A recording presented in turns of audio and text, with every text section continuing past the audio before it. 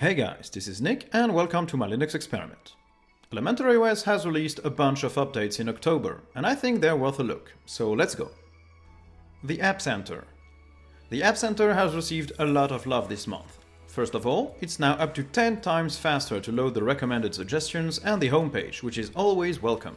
The speed improvement is really noticeable. But the main feature is still flatpak support. That's right, Elementary's AppCenter has added the first brick to support this more recent format. It doesn't ship with flathub by default, but if you add a flatpak to your system and it adds its own remote, you'll be able to select directly in the AppCenter which app you want to install, the one from the repos or the one from flatpak.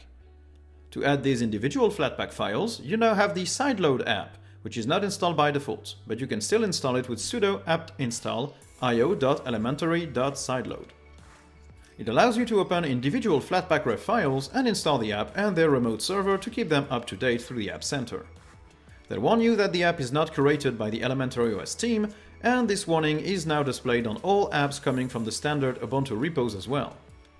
Finally, you can also browse and remove apps while offline. These changes make Elementary OS a lot more flexible if you want to use flatpak apps. And since these correct the fact that Elementary is based on an LTS version of Ubuntu without the latest versions of popular apps, it really makes a huge difference. Other changes. Apart from the AppCenter, a lot of other nice design touches have been implemented. First, the date and time indicator is now split in two. One part for the calendar and the other for the appointments you have for the selected day. It's a handy little change that will save some time when you need to see what's ahead on your schedule. In the settings, the housekeeping tab has been redesigned to better match the welcome screen with a nicer layout.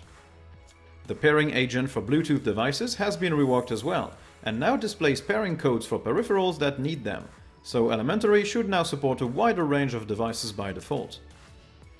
The new beautiful greeter and the panel have received bug fixes and polish, and drop shadows and the general theme have been modified to look more consistent, especially with older GTK2 applications and Electron apps. All these updates should already be available in the AppCenter right now, and they really make a big difference to how one might use Elementary OS. You can read more details on the dedicated blog post from the Elementary team. I left a link in the description of the video. I hope you enjoyed this little tour of the new features of Elementary OS. If you did, don't hesitate to like, subscribe and turn on notifications. Thank you guys for watching, and I'll see you in the next one. Bye!